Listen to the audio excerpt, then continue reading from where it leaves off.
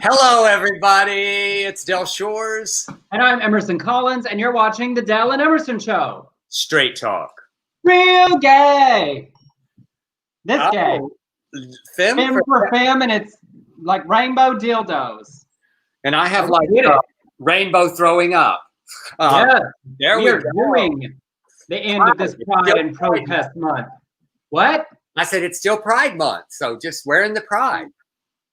We are so proud. Hello, everybody, and welcome. Whether you're watching on Facebook or YouTube or Periscope on Twitter, share the broadcast, leave your comments. If you have a question, we might get to it. We have a very fun show today. One of my bestest friends, comedian Justin Martindale, is joining us later. Hey, Del Shores, how are you? What is happening behind you? That's this is look at that. Isn't that a gorgeous? This usually hangs in my bedroom, but my good friend Tommy Starling painted this. He's an amazing artist, and it's his birthday today. So he used our friend Ted Detweiler, a picture of Ted, as his model for this beautiful art. That little part was not in Ted's Polaroid he sent him. He had to use his imagination, but Ted was okay with it. He had to imagine the pubes. Yes, and then that little tiny bit of penis shaft, and then right there, it's also Danielle Paris's birthday, and we've had that piece of art on our show before, which means Sissies United, and so that's that. You know what the difference is between art and pornography, right? Oh yeah, go ahead. Yes, I do. Please. Erections. Wait, one more time. What? No, done. I did it. No, I think it went over. I killed your joke. I was talking. That is a shocker. Erection. I just can't imagine that would be what's happening. Well, we are marching along with our Pride and Protest series here as we get to the end of Pride Month, and it's a very special day. Yes, it is a very special day, and I got up this morning, and I often think about Sin's memory that we talk about in acting, and it just swept all over me thinking about getting up on the 26th 5 years ago and going on that Supreme Court, that SCOTUS blog, and watching that monumental, amazing ruling come in, and I literally had 2 tweets ready, and I got to hit the one that I wanted to hit. I'm getting emotional. And that was a great day. I met you and Blake and Justin Martindale. How crazy he's on our show at the park, and Ted Detweiler and Peter Page was there, and Caroline Shores was in my house. And I don't think I've ever hugged my child longer than I hugged her that day. So. Oh, and it is, it's interesting. I was thinking about it today in the context of like all the stuff that's happening now. And what an incredible reminder today is, but also what a challenge it is. Think about all those marriage equality organizations. You think about that accomplishment, and we look at what's happening with Black Lives Matter and, queer people of color in our community and the conversation we're having right now, and how important it is to look at like what we have and haven't done in the 5 years since then to continue working towards the equality for the members of our community, that is a secondary thing for housing and healthcare, and to see this celebration of this anniversary as a challenge for those of us, to stay engaged, to keep fighting the way people fought up to that day. Does that make sense? I mean it in a of course, and to keep celebrating the victories and to scream loudly when injustice is still being done with this horrid administration. So, we have to keep vocal. We can't shut up. Which marriage was great. There's a lot more to be done till that Equality Act is passed. That's it. That's right. A little callback. Tommy is here and said the pubes were there. Love you, Ted. Oh, they were there, but I wasn't talking about the pubes. I think that I was talking about just the top of the penis. Tommy, correct me if I'm wrong, but didn't you have to use your imagination there? And Ted said you did a pretty good job.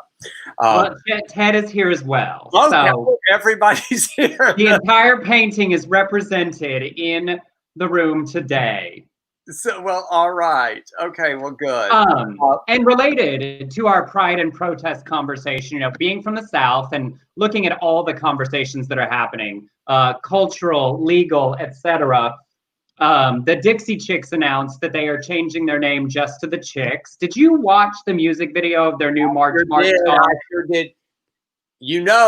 Emerson Collins, you know how I feel about the Dixie Chicks. I have been their fan. I have seen them many times in concert, just recently at the Hollywood Bowl, and I loved that video. It was so emotional to me.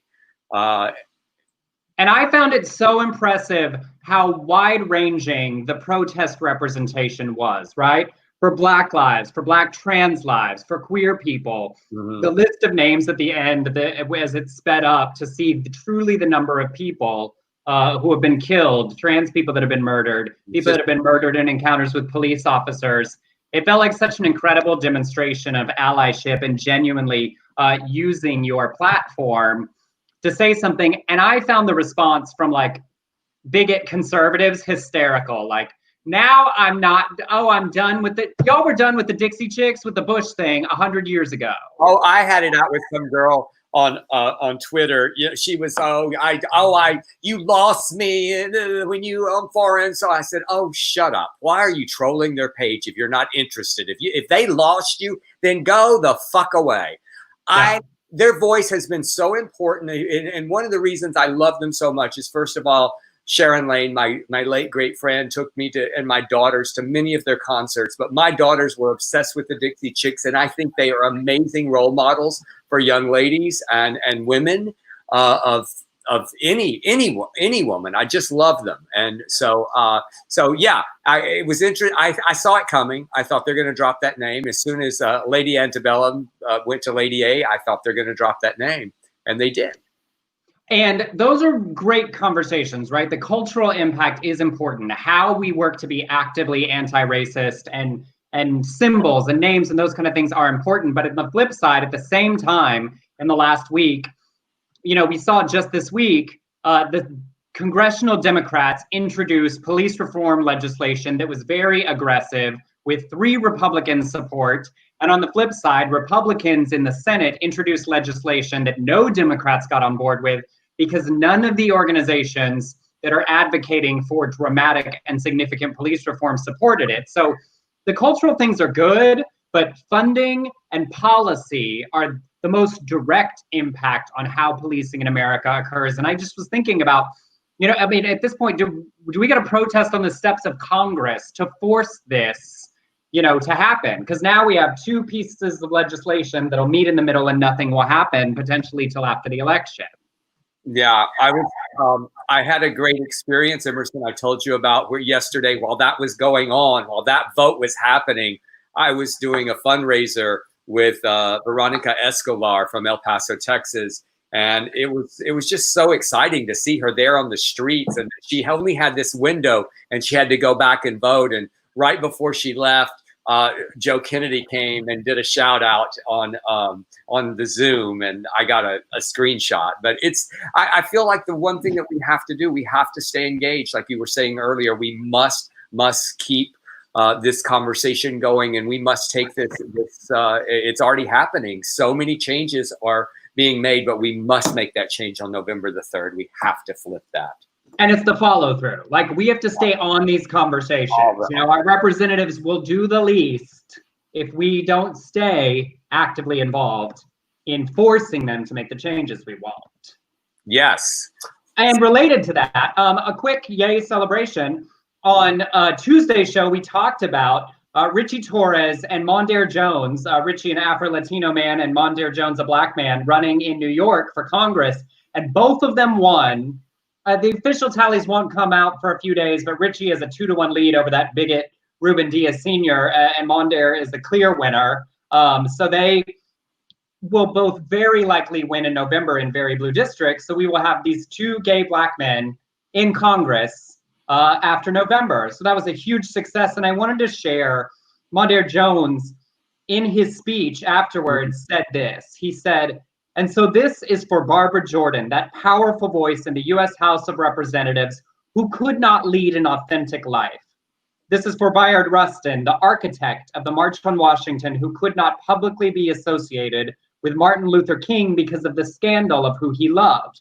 This is for Harvey Milk, who literally died as a pioneer for people like me. I am so grateful to the folks on whose shoulders I stand, acknowledging both the queer people, the Black people, the queer Black people that have made his own journey possible. So a definite victory there. I love him so much that when you sent this outline to me and I read that this morning, I teared up. It was just, I did again. It was that, what a powerful, powerful quote. And representation matters, you know, for Black queer people to see Black queer people representing is important.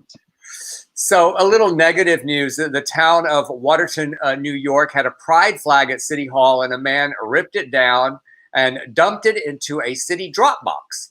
Well, residents decided, now that's the negative. Now let's get to the positive. So residents decided to send the message that Watertown won't stand for this anymore. Dozens of angry locals gathered in front of City Hall to decry the vandalism when the arrest of the culprit was announced. Decked out in rainbows and carrying signs about love, protesters and supporters marched through the town shouting slogans, swelling in size as they went. Cars repeatedly honked as they drove by to support the ever-growing group. Co-organizer Seth Hall said, "It doesn't matter if you're part of the LGBTQ community or if you're straight, Republican, Democrat. We are all here together to show we do not stand for hate and love will prevail." His partner Sexton Reese said, "I just want this to be a message to even the youth that are driving by in the back seats of the car to know that if you are part of the LGBTQIA community, you are accepted, you are loved, we are here for you. Watertown, I am extremely proud of you. Keep pushing, and you know, let's make the future more colorful." I love that so much because it speaks to what we're talking about. Allies showing up, the town showing up to say no. You know, we talk about we're working to be better allies to Black people, seeing straight people be better allies to our community. Like all of it builds together, and that negative one moment made this lovely town display. Turned into a positive. It was like the Pied Piper of gay, just going. Just bringing it on. And then related, our international queer community, there are obviously many places where the struggle is different. And in Europe, Ukrainian LGBTQ activists used a drone to hoist a giant rainbow flag and attach it to the Motherland statue in Kyiv. The sculpture is an important landmark, and it's slightly taller than the Statue of Liberty, to give you a frame of reference. While the stunt was met with blowback in the conservative country, the government couldn't stop them. Dronarium Ukraine, the company that arranged the flight, said, "Drone flights were carried out under the current legislation and according to the rules of the state service. We are against the manifestation of aggression against the LGBTQ community, which we consider to be from the Middle Ages." I just love that from a company.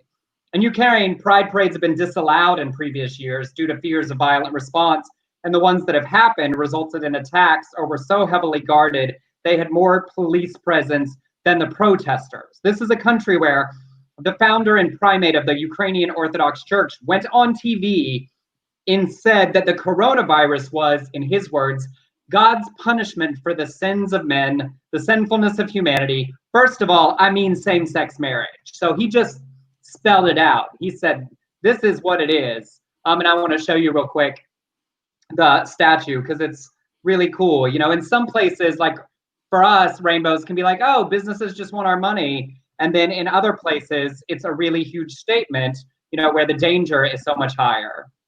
So look at that. Wow. I'd like to see that guy over in wherever that place, Watertown, to climb up there and grab that. Right. Like good luck start trying to get that one down. I did that wrong. Yes. It's amazing. Right. Yeah, I love that.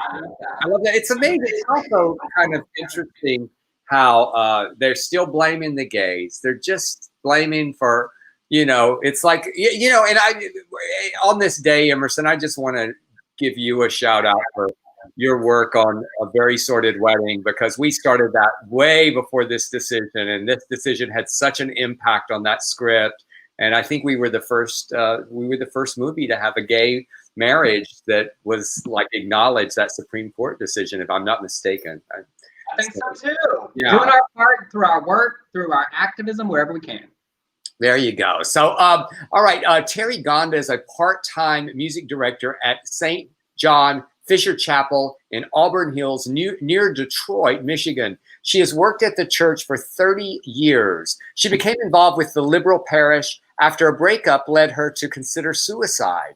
She has said the church saved her life. Less than 2 weeks ago, she received an email informing her that she would be terminated because she has been in a same-sex marriage. She met her wife, Christy Reeve, in 1994, and they had a marriage ceremony in 2003 before same-sex marriage was legal, and another in 2011 in DC. Now her pastor has known about it for 5 years and has been supportive of them, and she said no one at the chapel had a problem with her being a lesbian. Officials from the Archdiocese of Detroit chose to activate its morality clause to terminate her. Gonda said no one from the Archdiocese came to the meeting. Instead, an official phoned in to fire her. Alice Gilroy, a 40-year member of the church. I love this so much. She says, it's just an unbelievable thing that's happening. Terry is one of the nicest people you'd ever want to know. And Christy is just delightful. I'm currently looking to find a new church that aligns with my values. And at age 97, that's pretty sad. Gonda, who has a full-time job as a research engineer for the U.S. Army, says she still loves her faith. I'm a Catholic and I'm a lesbian, an engineer and an artist and a pacifist who happens to work for the Army. I live in the middle of a paradox. So I've always got one foot out the door, period. I'm uncomfortable with having laws determine these decisions. I think the church needs to do this. Meanwhile, she plans to lead the St. John Fisher Choir this weekend as a volunteer. And she says she's at peace. So she's actually practicing what Christ taught. Yep. And I think what she said and what that lovely old lady said, first of all, that she's 97 and looking for a new church. God bless her. But you know, as we talk about holding ourselves accountable for racism or homophobia or transphobia, and holding our community and our friends and people in the church holding the church accountable is so much more effective than those of us outside, you know, yelling in. And that they called and fired her over the phone. Yeah, right. That's like that's like breaking up over text. So post it. Sex in the City. Post. All right. We've talked previously about Pennsylvania and the physician, it's a lot of words, physician general there, Dr. Rachel Levine, the trans doctor leading the COVID-19 response there. Well, this weekend, Pennsylvania Governor Tom Wolf posted a Facebook message to celebrate Father's Day. In the comments, Trafford Borough Councilman Zach Cole wrote, "Happy Father's Day to Rachel Levine as well," but used her dead name. For those who don't know, dead name is what trans people call the name they were given at birth before they come out as trans. So he wrote, "Happy Father's Day to her." Trafford is the town of 3,000 that he runs. Well, after being called out on his ridiculous and obvious transphobia, he wrote on Facebook, "This is not an apology." I mean, good, I guess, be honest, and complained that his infant son was verbally attacked by left-wing nut jobs because he misgendered Dr. Levine, though he didn't provide any details on said attack. He said, "I am angry at Health Secretary Levine due to mismanagement of the COVID-19 pandemic. I am angry. I have been refused service for not wearing a mask, even though many sources say masks are unnecessary. Most of all, I'm angry that Governor Tom Wolf and his regime have gone against the Constitution, our senators, representatives, and Pennsylvania voters who have said enough is enough." Nothing in there about Dr. Levine and her being trans, just ranting. Of course, none of that explains that. The Pennsylvania Department of Health said that Dr. Levine doesn't have time to respond to Cole because she is, quote, laser focused on protecting the health and well-being of Pennsylvanians as we navigate the ongoing pandemic. I love that response so much. Her office basically just said, she's busy doing real work, bye. Well, basically, translation, go fuck yourself was the response. while I Like- do my work. Just go Feel fuck like- yourself, you stupid. Just petty, but also a great reminder, like, of trans people just living and being in the world, doing their job. A job that, by the way, many in the country have recognized that Pennsylvania has done very well because of her leadership with Governor Wolf, just existing as trans and dealing with bullshit. I just don't understand how that infant son, where were they that the infant son was verbally attacked? Well, I'd imagine like people being trolly online, you know, that does come from all directions. Let's be honest. I mean, you know, it's not like that infant son heard it. That's not being attacked. That's you are being attacked. Anyway. I mean, if you're coming for a baby for any reason, like, you're shitty. Oh, whether the baby knows or not. I agree, you're shitty, but who knows if it's true? I don't know that it's true. I need to go see his. Whatever. He's not worth it. Brian Jordan Alvarez is probably best known as Jack McFarland's boyfriend, fiance, husband on the last 2 seasons of Will and Grace, and he was hysterical. We all loved him. He took to Twitter to share the amusing frustration of using Grindr as himself. In his most recent adventure, he was accused of catfishing when someone said, "Why are you catfishing guys with an actor's pic?" He replied, "I just think he's a great actor. I hope he wins an Oscar one day." It happened previously, and he shared the following, saying, "Met the love of my life today." So I think we're going to do a little duet acting here. Yes, I will play the role of some guy. Okay. And you can be the famous person. Okay, but I'm not going to. I don't know that. I've not heard him in real life, but I'm assuming he does not have the accent he had on Will and Grace.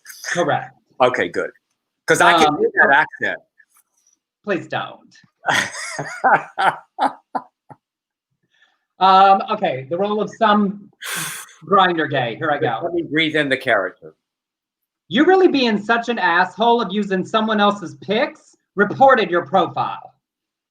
But what if it was actually me? I reported you, loser. Wouldn't it be wild, though, if it was like really me and you texted me that? I reported you. You deal with the admin. What specifically is it that makes you think there's no literal chance that I am me? Shut up and disappear. Are you a fan of the person you think I'm impersonating? Do you like his work? I enjoy this so much that, like, being yourself online, looking for dates or sex or whatever, people are like, you can't be you. I've had it happen on Scruff. People saying I was, they called it posing. You're posing. And I'm like, truly, if you were going to pose as somebody, why would you pick Del Shores? Why wouldn't you? Well, you know, I feel like that there are better bodies and better faces that you could do a little better than pose as Del Shores. If the point is to get laid, because I am obviously not, well, even before the pandemic, I was just taking PrEP with hope in my heart that something might happen. But anyway. But do they eventually believe you when you say, no, it's really me? I usually could convince them that it was me, that, you know, I had needs too. You know, as Lavonda says, need. I have needs too. I have needs too, y'all. We have needs too. What are we supposed to do? I mean, it is true. They're like, but even famous gays. I wonder, I'm going to ask Justin Martindale what he does. I bet he has some advice on all that Grindr and stuff. I bet he's ever been accused of catfishing as Justin Martindale. Yes. Also, as always, our quick commercial. We do this because we enjoy it. We do this to entertain you. We do it to keep you informed about what's happening in queer news. But if you're somebody that's sitting at home, sitting on a pile of money, and you want to contribute to making it possible for us to keep doing this and surviving our lives as artists who don't know when they're ever going to work again, you can Venmo $1, 10, hundreds on Venmo to me at Emerson Collins, or on PayPal to beardcollinshoresproductions@gmail.com. Yes, you have to spell it all the way out. I'm so sorry about that. And we'll happily take it. We are grateful. And if you can't, you sharing the broadcast and being here and commenting and joining us is wonderful as well. And enjoy Tommy Starling's and art and Danielle Paris's art. Also, and Detweiler's Shaft. Imagine Yeah. Chef. Ted Detweiler. If you like Ted Detweiler, Chef, please send us money. I will share a little bit with him. Well, I can't pay myself. But I wanted to say something. I just wanted to give Bob a shout out because he sent us a very nice check. And I really appreciated that. We gave some shout outs last week. So thank you, Bob.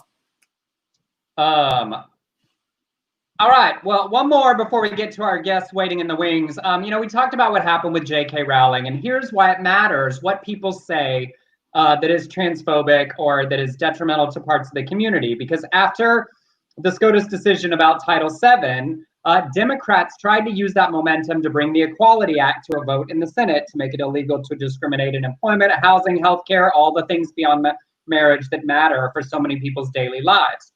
2 Republican senators quickly shut it down, and one of them cited J.K. Rowling's essay to claim that the bill basically didn't have enough empathy for those who want to discriminate, essentially.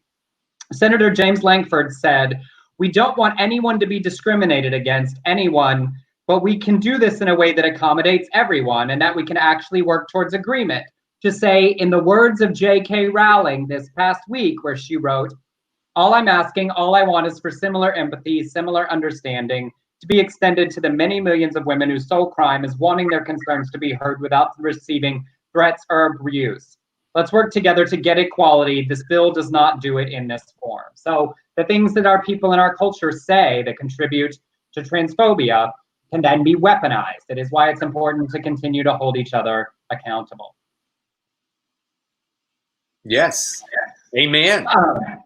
Well, we're here and he's ready. And since, look at us, we're even a tiny bit ahead of schedule. It's so crazy. I know. It's rushing because you scared the shit out of me before the show. Just said, you got to drive it today. We got a lot. Yes. We got through it. So before we bring in our very special guest, I have a little clip. Justin Martindale is one of the funniest people I've ever known in my whole life. And you know him from the Snapchat E! Show, What the Fashion. You know him from E's televised show, The Funny Dance Show. And he's got a brand new YouTube show called TikTok with Justin Martindale. I'm going to play a little piece of it so you can get a sense. Basically, he's translating TikTok for us who can't get there. So let me see if I can make help with that. I will have to this work. Our engineer is busily working. We're getting that clip, and here it is. I ain't tryna. Yeah, ain't tryna be cool like you. Wobbling around. I'm a bitch. I'm a boss. I'm a bitch and a boss. I'ma shine like glass. I'm a bitch. I'm a boss. I'm a bitch and a boss. I'ma shine like glass. Okay, we get it. Hey everyone, welcome to TikTok, the only show out there bridging the gap between boomers, Generation Xers, Generation Yers, Millennials, Alphas.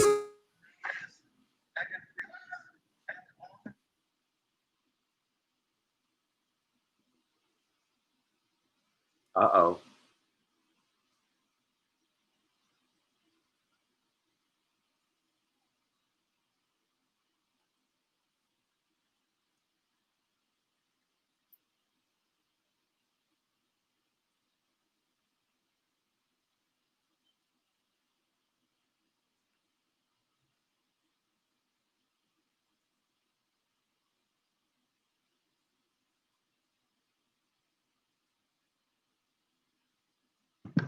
So, and to see the show, you have to go to Justin Martindale's YouTube and watch the full episode.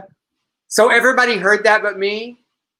Did you not hear it? Well, I heard the very first part, and you must have muted me. That took all the sound out. So I was thinking we were having technical problems, and I was really... Well, all right, let's move on. Let's bring him in, and y'all can go to YouTube and watch it. It looks cute. No, I said we lost the sound. Everybody said that. I know. I'm trying to move on since it didn't work.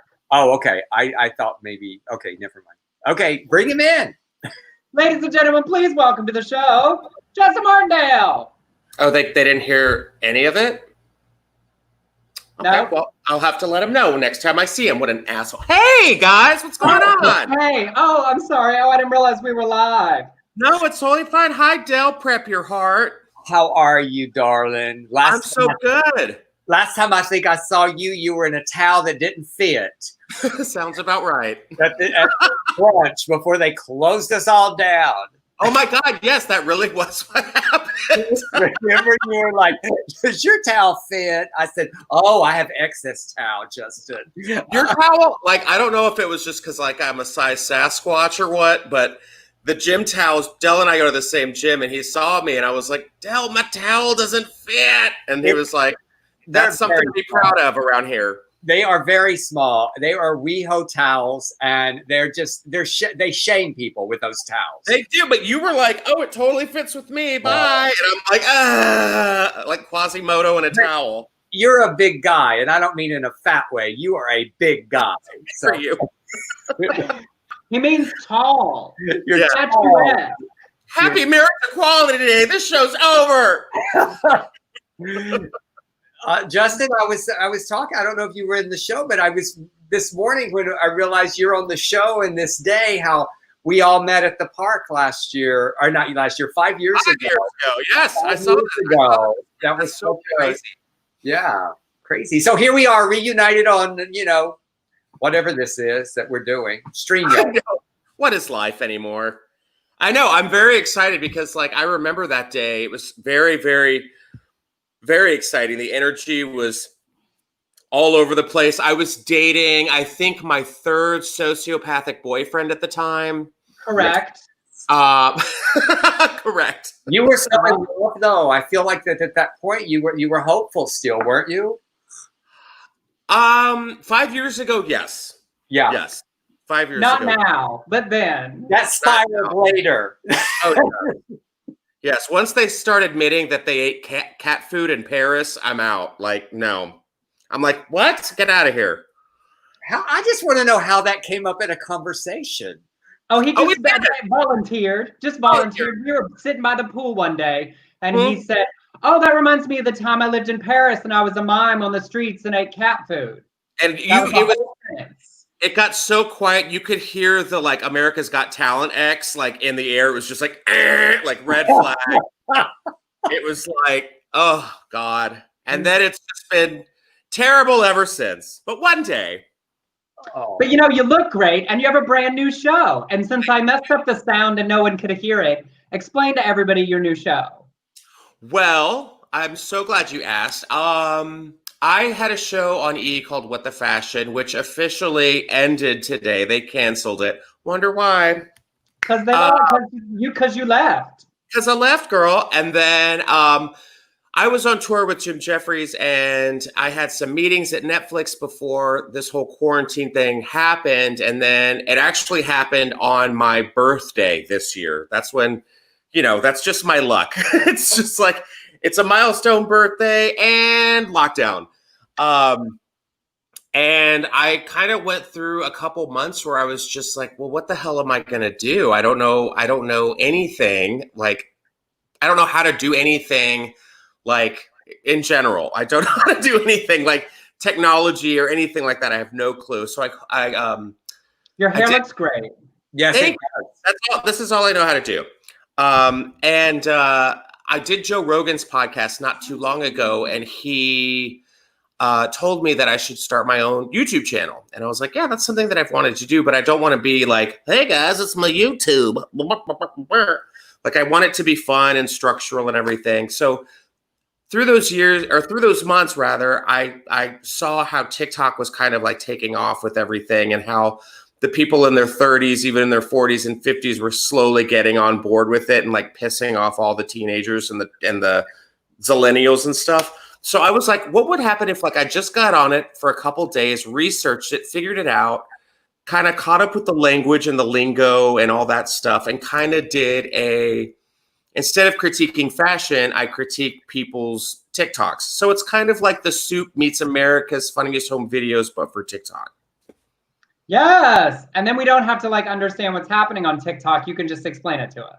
No, yeah. I mean, it's like if there's a challenge that's happening, like, they have several challenges that people do, like the Wipe It Down challenge and the, I'm trying to think, there's so many, like, dance challenges or whatever. And so I kind of take either the fails or the funniest ones that I can kind of riff off of to put them on there. And if they like it, And if they like what they see, they can send me their TikToks so I can possibly put them on another episode. Well, I want to know something because I'm just anxious. Was TikTok around and it just exploded all of a sudden? Has it always been around? I mean, I just started hearing about it from my daughters. Yeah, I want to say, Emerson, like, I think it was 2 years ago when we went to DragCon? Yeah. Right. That was like 2 years ago. So I remember walking through the convention center and looking at like the TikTok booth and just being like, what is this TikTok booth? And I was like, oh, great, another app. I don't have time for it. And I think it kind of went off with the drag community where a lot of the drag queens would be in their boy look and then they'd, put their face up and then they'd be in their drag number. And then it slowly got into like, little dance challenges for kids and stuff. And then slowly it kind of became this like, oh, you can create your own content, your own 15-second to a minute long sketch, really. Yeah, I tried to do it for a week at the beginning of this Corona and was called an old white gay and thought, you know what, that's probably enough for me. And you went back on the porch and started whittling soap. I did. I was like, oh, it's time for me to go ahead and get that Barca lounger with my balls out in Palm Springs and retire. Because the young queers said, no, sir, you're too old for this. Yeah, so I'm still learning how to do it. I'm posting stuff on my Instagram with like videos that I've done. I have my own TikTok account. I'm starting to promote the episode. We've only done 2 episodes of TikTok. We've recorded 5 so far, but they come out every Monday. So the 3rd one will come out next Monday.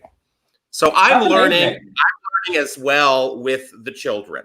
So I'm teaching the children and they're teaching me. How's it doing, Justin? Are you able to get the people from your other platforms over to the YouTube? Listen at me sound like an old Southern woman. The YouTube? Yeah. I have 5 likes. So it's doing really well. For every finger. It's doing really well.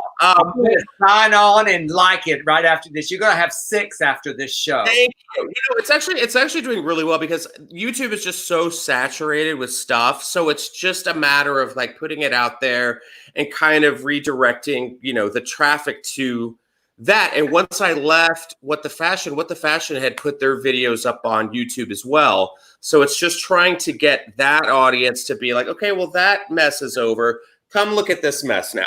So that's what I'm trying to do. That's amazing. And it's super exciting that you found a way to have an outlet in Corona, because as a stand-up comedian, where's the gigs? Oh yeah, well my buddy Robbie Valls, who is a funny comic, and he's been my collaborator, my editor. Like we do FaceTimes like this, and we go over the episodes and add jokes and visuals and everything like that. But he'll come over to my apartment. We put up the green screen. He's got his cameras, his lights, all that jazz. It's like I literally turned my apartment into like a studio, which is kind of amazing. Yes, we got the light. I just like I don't like the clutter, but then I go, well, fuck it, I don't care. Nobody makes me feel like I'm doing something. And no one's coming to visit, so believe me. Oh, I know. So, Justin, I want to go back to Baylor with you and Emerson, because we all went to Baylor. I went a lot earlier than y'all. I was, a pioneer. I was there with Abner McCall. I mean, in his office a few times.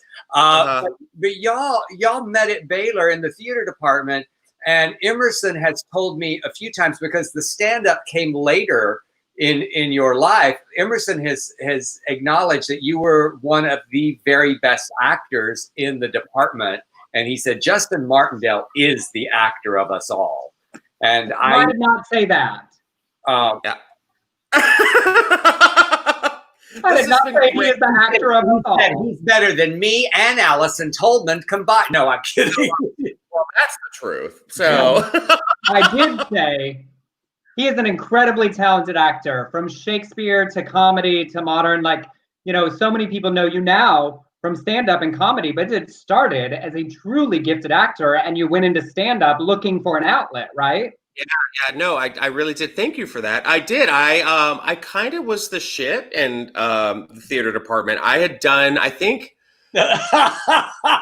Emerson's rolling his eyes. I literally paid more attention to like theater than any of my other subjects. Like I don't know how I graduated from that Can school. I say the thing? Huh? Can I talk about that one semester?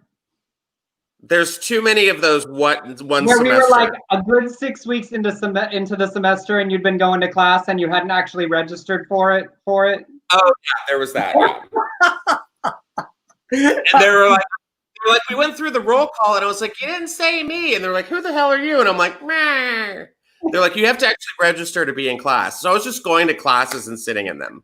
Did you? Yeah. Was it just a way to get out of the tuition for that class, or do you think they were just? I was like, apparently I have to go to these, like, I have to learn things. But meanwhile, I would go home and learn like these gigantic, like Shakespearean monologues and soliloquies. And I would jump on, like, I did like 14 main stages in college. I don't even know how many like workshop scenes. And it was just a lot. And it was also about me finding out who I was as a person in that environment, because I felt like I got to play all these different people, and I got to actually find out who I was in the process of that. To put it in perspective, Really... Go ahead. I was going to say, to put it in perspective, Justin was in 14 main stage productions. I was in 1. And it was a musical that we were in together. Oh. But I was not in the musical. I was not cast in the musical. Oh, wait, The Fantastic. Yes, I was in The Fantastic. I thought you were talking about How to Succeed. I was like, but I cast myself in How to Succeed because I became like I became like a stage mover, and I made my own little character, and it pissed everybody off. I was like, you can't get me out of this one. So, he invented an extra role. Then I moved out here, and then, everyone's like, oh, you got to get an agent, you got to get a manager, and da-da-da-da-da. And it was exhausting. It was just so exhausting. And I had just been told, no. And then like the recession hit in 2008 or 9, something like that. And I was just kind of like, well, I don't know what to do. I was eating like, eggs every day and Gaston. Toast. Yeah, it's so funny. My some of my friends pulled up some pictures from back then, and I was like skinny. I was like, oh, I look so good. Anyways, but I kind of was freaking out because I was literally on the verge of moving back home. I was like, well, this is clearly not working out. And I remember seeing a video on television. It was like a logo. Is logo still around? Yeah, there's somewhere. Uh-huh. Yeah, and this isn't affiliated with, is it? Y'all were like, we lost our sponsor. So there was like a comedy show there. But no more. Yeah. There was an LGBT comedy show on, and I remember watching it and going, these people suck. Like, this is so bad. I could do this. And like, I remember hitting up Bruce Daniels, who's a friend of mine, who ran a comedy show in Silver Lake called Akbar. It was at Akbar called Drunk on Stage. Oh, I remember that. Yeah. And I hit him up and was like, hey, I just want to try it out. And he was like, okay, you got 6 minutes. And I was like, oh, that's such a long time. And I remember Emerson came. I had like a good group of people showed up. And I remember getting off stage, and it was the first time since I had moved to LA that like something made sense. And then that was October of 2008. And then by June of 2009, I was passed as a paid regular at the Comedy Store by Bitsy Shore herself. The last one. Look at you. And it blew. And I will say, I went to that first show extremely excited. All my life, like, Justin's been hilarious. Funny in a room, just like, y'all share a similar ability to just tell a story and have the room in stitches. Yeah. But it was my first date with my now ex-boyfriend. And I was like, I think this will be great, but it's his very first time doing it. So I have no idea what's about to happen. And it was 6 hysterical minutes.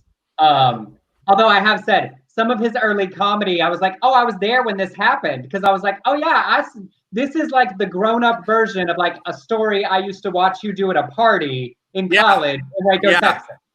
Yeah, because I was like, what can I do? And I'm like, so I would just do the stuff that I all the impressions and the stories that I would know or knew at the time. And then from then on, I learned obviously how to like write a joke and put it down and rehearse it and edit it and all that stuff. So yeah, it was a wild ride. And that's something that I still to this day, when somebody asks me like, hey, I have a date, like what's a good place to take someone for a date? I'm always like, don't go to a comedy club.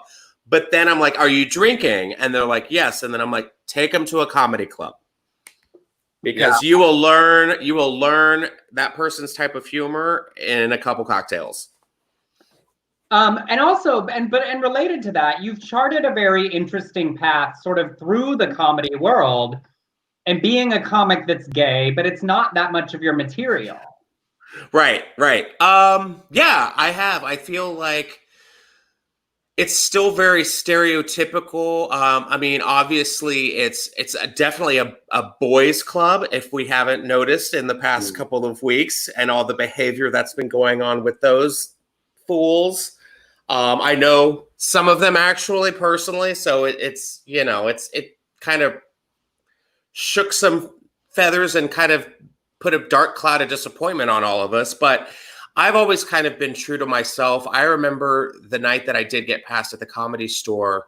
I remember all the paid regulars that were hanging out there. It was one of those nights, like Michael Jackson just died. And I remember everyone was just there in celebration of him and his music. And it was just a really fun Friday night. And I remember people coming up to me and being like, who are you? Where did you come from? And I was like, I just showed up. I just wanted to do a set. And they're like, but Mitzi saw you and she passed you. And I was like, well, yeah. And you're gay? And I was like, yeah. They're like, what? They were so like dumbfounded. They're like, we got a gay guy now? And it's just something that I've always known, and I've always been proud of who I am. But in the same sense, just because I'm gay, that doesn't make me who I am. There's more to me than just my sexuality, is what I'm saying. Yeah. I love your act because you it's there. Yes, mm-hmm. Part of it's you. there. I mean, I opened my mouth. So, but yeah. It's not. There's so much more of the observations that you have that are just wild and wicked. And you did. Then I saw you at the Comedy Store. I remember going alone. That's how faithful I am to my friends. I've seen every one of your damn shows. Some dates stood me up. Honestly, I don't know, but I just remember how you connected to that audience so fast that the funniest stuff that night was you going after these two girls. And probably. They're always so funny. And so people are asking, was it the Big Gay Sketch Show that you're talking about, which actually it was some other awful. No, that was Johnny McGovern and Kate. Oh, no. Big Gay Sketch Show. No, I love Big Gay Sketch Show. That's with Kate McKinnon and Johnny McGovern was on that. Julie Gold was on there. Yeah. Julie Goldman, not Julie Gold. But I loved that show. I was mad I wasn't on it. No, it was some like one night stand up or something. But it's so funny because going back after I had started doing stand up, they asked me to do that show. That's the joke right there. It's like, I was like, this show sucks. Do you want to be on it? Sure. Absolutely.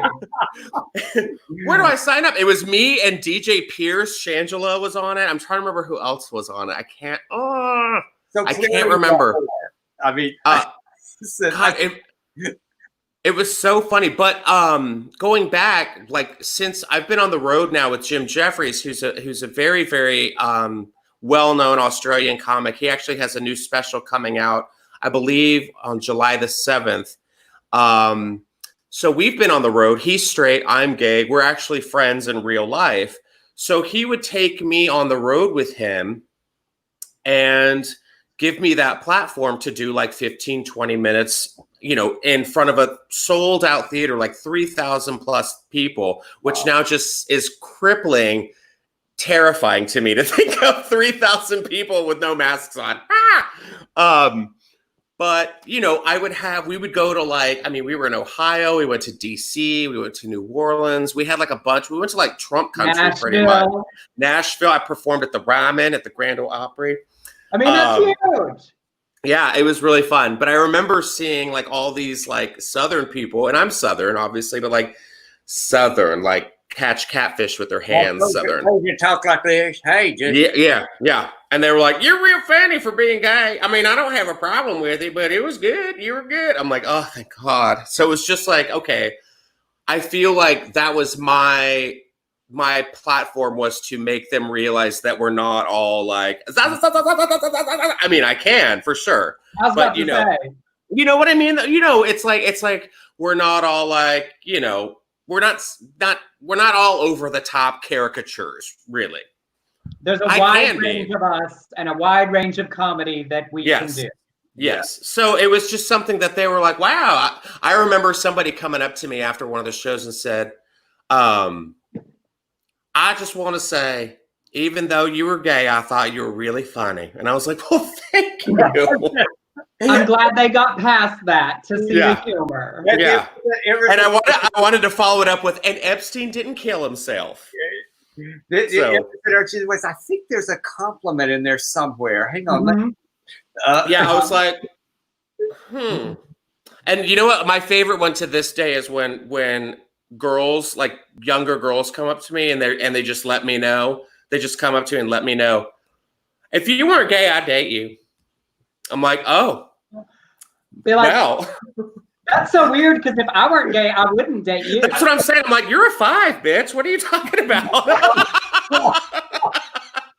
I have to say, Justin and I have a very good straight friend from Baylor who did once say to me, you know, if I was gay, I'd be into you. And I told him, I said, if you were gay, you're not good enough for me.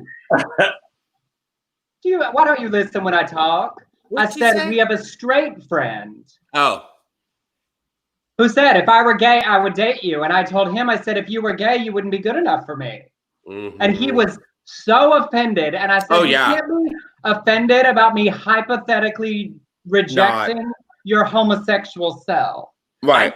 It's like because they're straight, that they feel like that elevates them to a different, no, I'm straight. I'm just fucking ugly, but you want me because I'm straight. God damn it. Oh yeah, no, I've told multiple comedians, friends of mine at in the industry, they were like, yeah, you know, if I was gay, I totally. I'm like, no, I would not ever date you. You are gross. You are trash.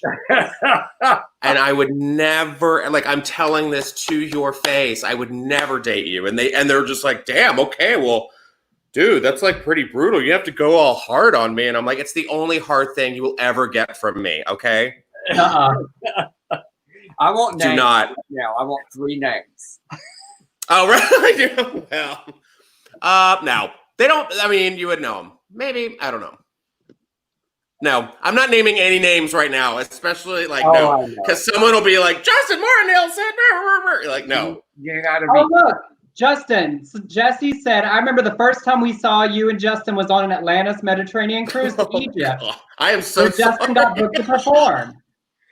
Oh, that was fun. Yes, that was actually like my first trip overseas, as well as like, remember it was me and Patti LuPone on the same night. Who's gonna pick who?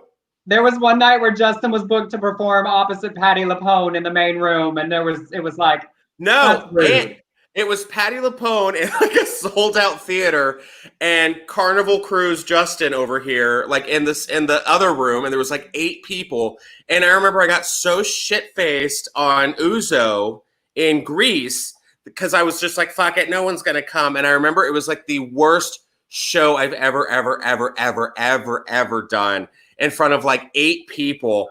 And I was like, how was it? And I just remember Emerson going, it was not good. It was not. I was about to say it again right now. It was not good. I mean, it was funny, but not for the reason you want it to be. It was not good at all. And to this day, like if I have a bad show, like I'll compare it. I'm like, was it bad or was it like Santorini bad? Yeah, I had one of those in Singapore because everybody on that cruise, that Atlantis cruise, 3/4 of them did not speak English very well. Uh-huh. And so there's just this mass exodus after 5 minutes of your show. And it's hard to recover from that when they're just all pouring out as you're continuing to talk. And the only person I ever saw handle it so well was Jackie Beat. She would just chase after them and she'd go, "Get the fuck out of my show. This is how you do it. Make it look like it's your decision." Yeah. You don't need to be here. No, but that's what's so crazy. It's like if you do eat shit on a cruise, you have to see these people for the rest of the week, and you're just like they're at the buffet at breakfast. I know, and they're like, "No, that was not good." I mean, I had the rest of the week was great, of course, but like it truly was. But playing these gigs, it's like I remember doing Atlantis, and I did like P-Town one summer, and that was just whoo. Oh, and that's so hard because you have to stand out there and. Oh, I had no idea. They were like, "You got to go back out in the street," and I was like, "I'm sorry, back? I have to back?" And they're like, "Back? You got to go back." So I had to stand outside and be like, not a drag queen, nothing. I'm just like, I'm a white man who's like, "I'm gay and I'm a comic, and you've never heard of me. You want to come see?" Good news, I only had to cancel 2 shows, but it was so hot. And by the end of that trip, I was there for Bear Week too. God, I knew my audience. And I remember by the end of it, I stood out in the street in my underwear with a unicorn mask on and was just passing out flyers. And people showed up. Whatever it takes. Just crying underneath it. Huh? Just sad tears. Yeah. Tell the people where they can find your brand new show, TikTok with Justin Martindale. Yeah, find it on YouTube. TikTok, TALK, TikTok with Justin Martindale on YouTube. Make sure to subscribe, comment, share it, like it. And you can also find me on Instagram at Justin Martindale. Oh, and I'm also doing a show tomorrow with Fortune Feemster on I'm just trying to find all the info real quick on her YouTube channel. She's doing a birthday show on YouTube. It's an interactive show. It's going to be me and her, and I think she's got her character Brenda. It's right here. Let's see. YouTube live stream. It's a Wheel of Fortune's joke, a birthday celebration. So yeah, just go to her Instagram. I think it's like $10. And I believe it's at 6 o'clock tomorrow evening. That's Pacific, 9 o'clock Eastern. Thinking back to those early days in LA, Gas Money Improv, seeing you in Fortune. I mean, shit, there's going to be like 8 people in that audience, and I'm just going to be like, I'm back. Yeah. All right. Well, thank you so much for joining us. We love you. We do. Oh, I love you too, guys. Thank you so much for having me. And I'll see you in an hour or so, Emerson. All righty. Bye, Dale. I gotta go find a towel that fits. Good to see you. You too. Bye, guys.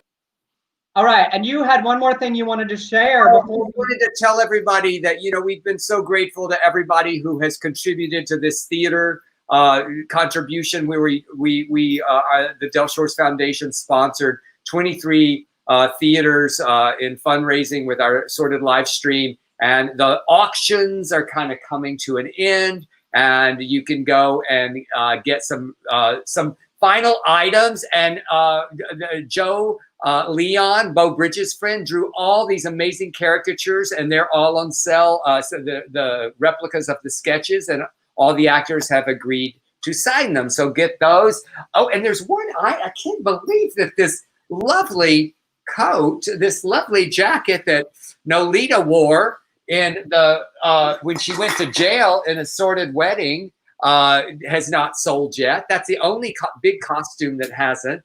And then, of course, we just got Allison Tolman to sign, who's got famous after she did Sordid Lives, the series. Her caps, we found her caps, and she signed them for. I drove over and threw them out of the window, and she signed them, and so they went on sale. So we've got like 36 hours left on that auction. So go, and here's, I think you gave the just all right on eBay. It's on eBay and on the Facebook page. On eBay, Del Shores Foundation. Yes. Yeah. And thank you, as always, for joining us. Thank you to Allison and to Paul Emery for your contributions. If you want to send us a little tip on Venmo at Emerson Collins or PayPal, beardcollinshoresproductions@gmail.com. It's down there at the banner. Check out the fundraiser at ebay.com/Del Shores Foundation. One more day. One more day. All right. It's good to see you, Emerson Collins. Stay safe. Y'all have a great weekend. Yeah, everybody stay safe. It's a scary time.